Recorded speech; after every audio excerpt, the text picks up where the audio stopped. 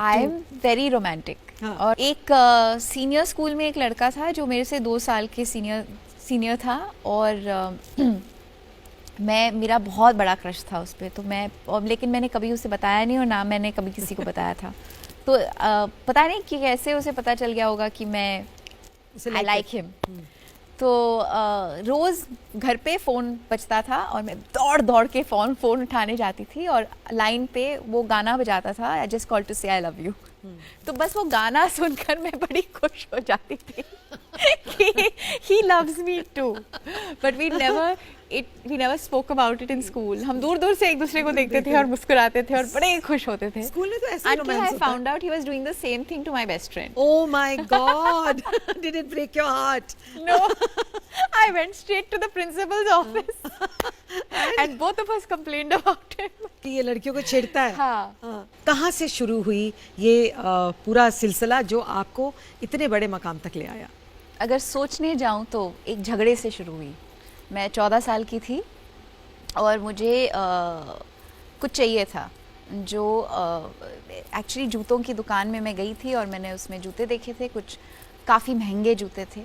और जब मैंने घर जाकर अपनी मॉम से कहा कि मुझे ये जूते ख़रीद के दे दो, तो वो बहुत डांटी मुझे, कहा कि पैसे झाड़ पर नहीं उगते, क्या मतलब है इतने महंगे जूते मैं तुमको 14 साल की लड़की को ख़रीद के दूंगी, मैं बिल्कुल नहीं देने वाली। और मुझे बहुत गुस्सा आया, क्योंकि मैं वैसे तो डिमांडिंग थी नहीं, बहुत कम होता था कि मैं कुछ मांग लेती थी। तो बड़े गुस्से में आकर मैंने कहा, देखना आपसे मैं कभी पैसे नहीं लूँगी, एक दिन मैं अपने खुद के पैसे कमाऊँगी, और जब मैं 18 साल की होंगी मेरी खुद की गाड़ी होगी, और जब मैं 21 साल की होंगी अपने खुद का घर होगा। और एक फितूर में मैंने कह दिया।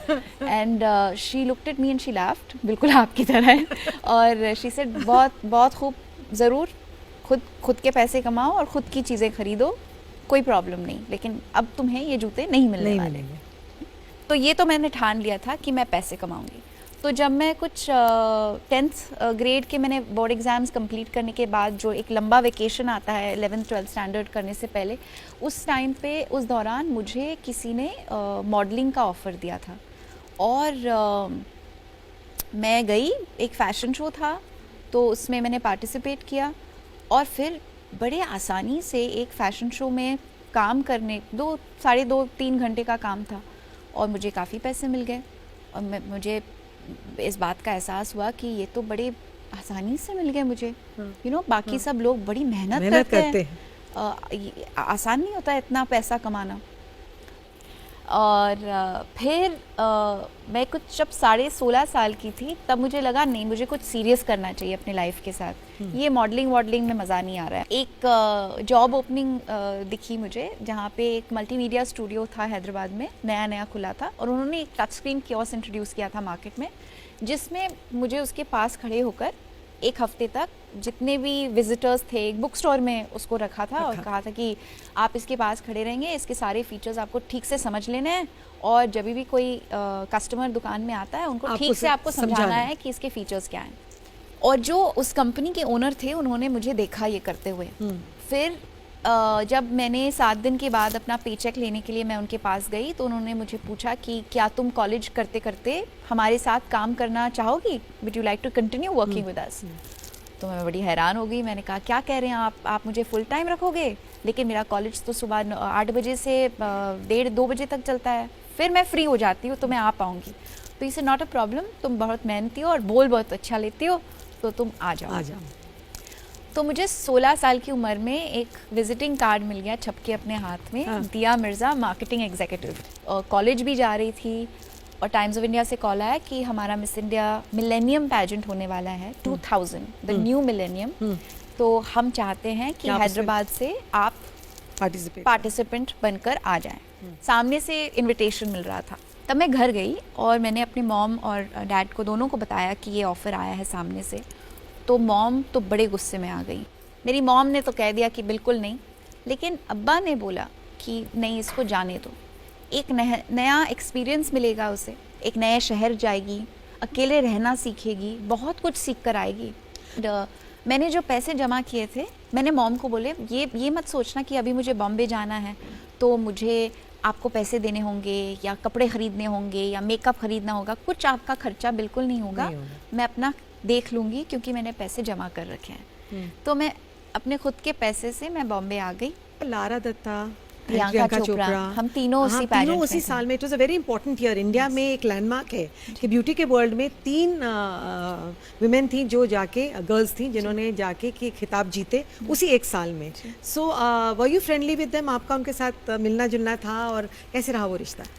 बहुत इंटरेस्टिंग था क्योंकि जब मैं आई थी पार्टिसिपेट करने के लिए, तो मैं आई थी एक एक्सपीरियंस जोड़ने के लिए, मैं जीतने नहीं आई थी। मुझे बड़ा मज़ा आया कि 24-26 लड़कियां थी देश के अलग अलग शहरों से, सबके अलग एम्बिशंस एस्पिरेशंस थे। प्रियंका सबसे ज़्यादा एम्बिशियस थी हम सब में से। अच्छा। वो बरेली की थी, वो चाहती थी कि वो जीते, उसका बहुत क्लियर था। She was very competitive and very ambitious, and it was very interesting to see how different personality types were finding friendships in that 1 month.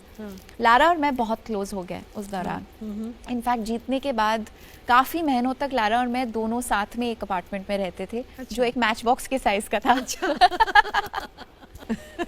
अच्छा बताइए, जब आप जीती तो स्टेज पे जब अनाउंस किया गया आपका नाम, तो क्या फील हुआ आपको उस वक्त? रिलीफ। ये जो 1 साल से मेहनत चल रही थी किसी जगह पहुंचने के लिए, वो ख़त्म हो चुका है। जब मैं वापस गई उस रात अपने होटल रूम, तो मॉम का फ़ोन आया। That was the first time I spoke to somebody from home, और मैं बहुत रोई। और मैंने कहा कि आज मुझे एहसास हो रहा है कि खुशी तभी इंसान महसूस कर सकता है जब अपना कोई हो जिनके साथ आप शेयर कर सकें। करेक्ट। और इनफैक्ट लारा, प्रियंका और मेरे बीच, हम तीनों के बीच में, I was the first one two start filming. तो मैं हैदराबाद में थी और मेरा ये बिग इंटरनेशनल विन सेलिब्रेट किया जा रहा था हैदराबाद में। और उसी रात को अनुपम खेर जी और अनिल कपूर जी उसी होटल में थे जहाँ पर ये बहुत बड़ी पार्टी मेरे लिए होस्ट की जा रही थी। लॉबी में मैं अपने गाड़ी में जाने वाली थी और अनुपम जी मेरे पास आए और उन्होंने कहा कि congratulations, I am Anupam Kher. तो मैंने कहा सर आपको तो मैं जानती हूँ, आप मुझे नहीं जानते पर मैं आपको सर ऑफ कोर्स, लेकिन अब हम भी आपको जानते हैं, आपने अभी इतना बड़ा खिताब जीत कर आप आई हैं। तो ही सेड फिल्मों में काम करना चाहोगी?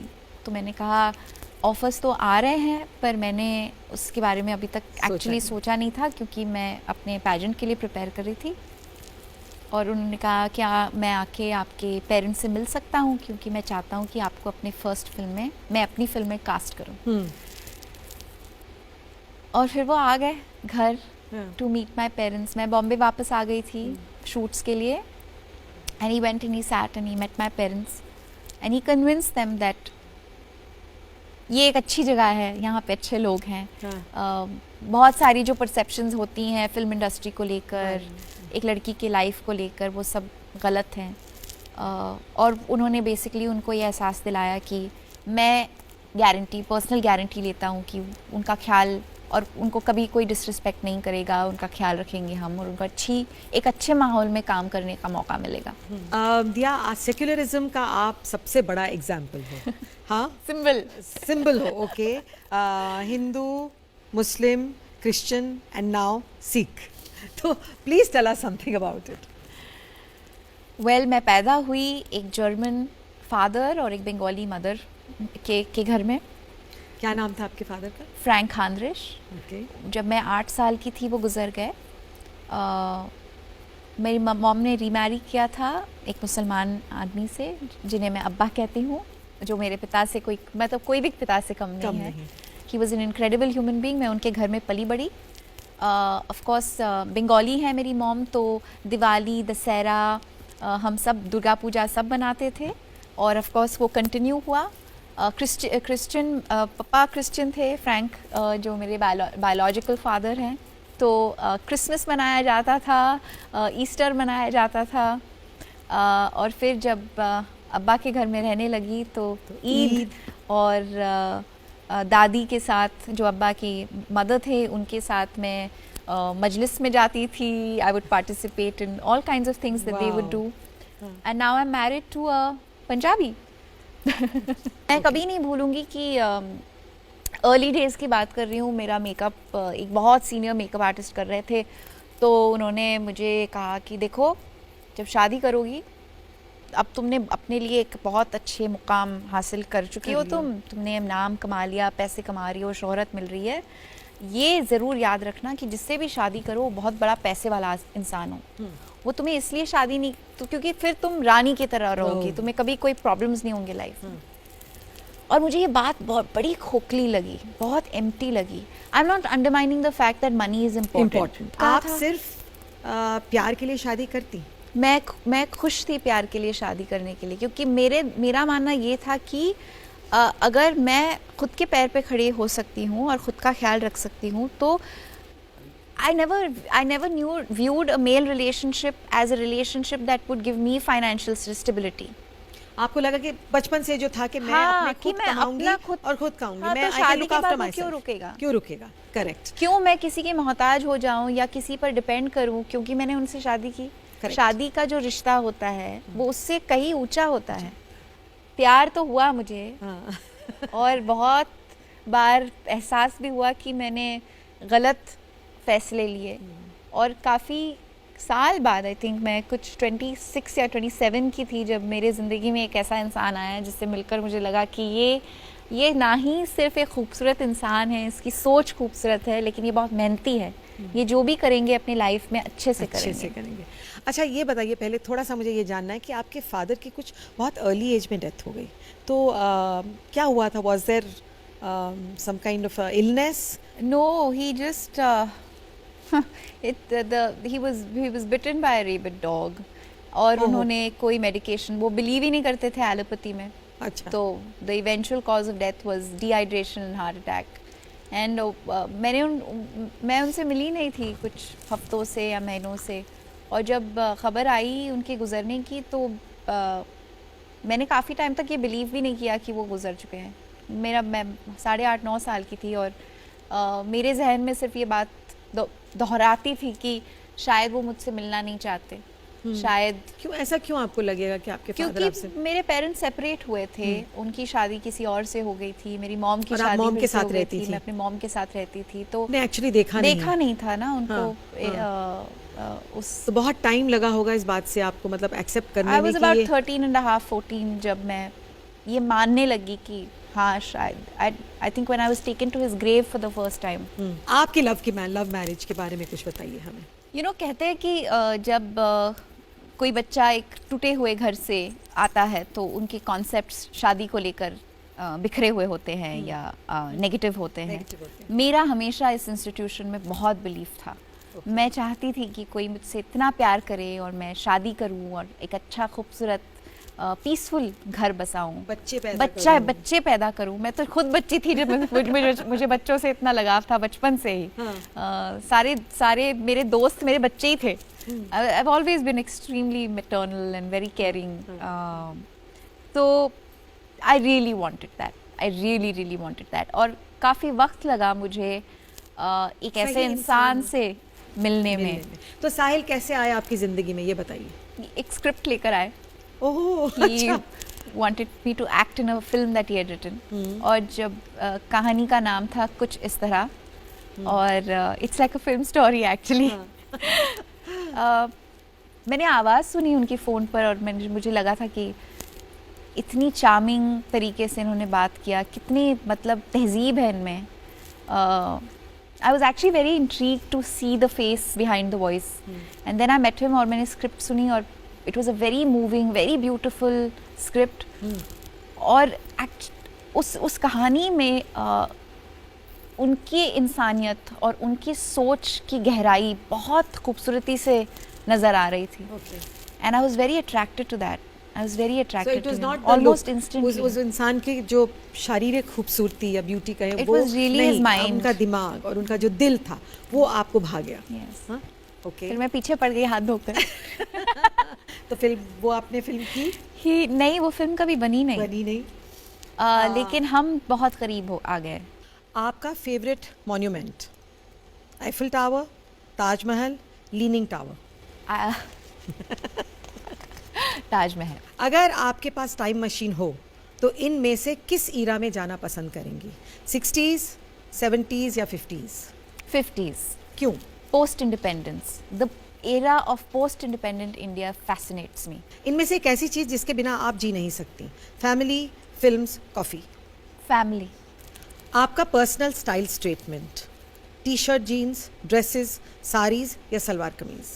सलवार कमीज और साड़ी. अगर आपको विदेश में रहना पड़े तो कहाँ रहना पसंद करेंगी? म्यूनिक, न्यूयॉर्क या लंदन? न्यूयॉर्क. मुंबई के बारे में सबसे ख़राब बात क्या लगती है आपको? ट्रैफिक, बारिश, सड़कों के गड्ढे? I think lack of infrastructure. तो सड़कों के इट वुड बी गड्ढे। द सड़कों के गड्ढे. गड्ढे. आपका फेवरेट क्विजीन?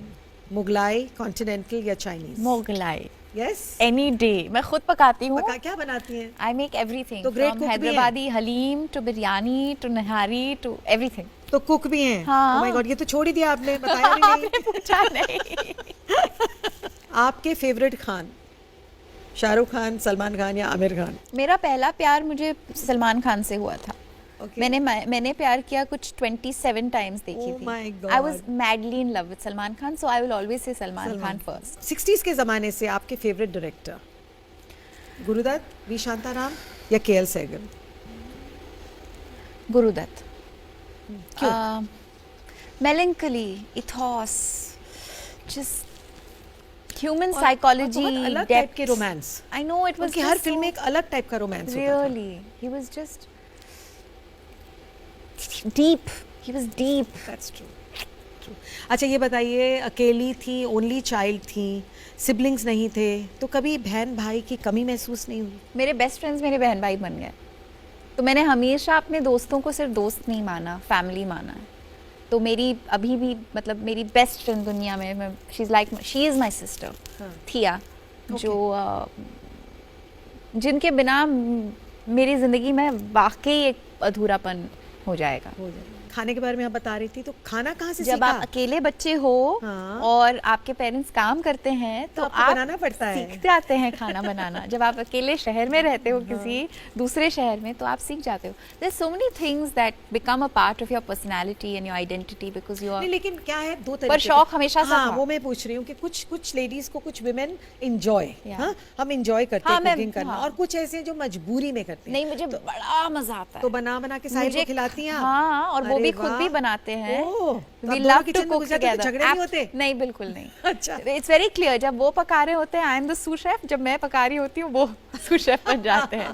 तो काटना और हैंड ओवर करना वो मेरा काम होता है जब he is cooking. So it's a lovely balance. Beautiful.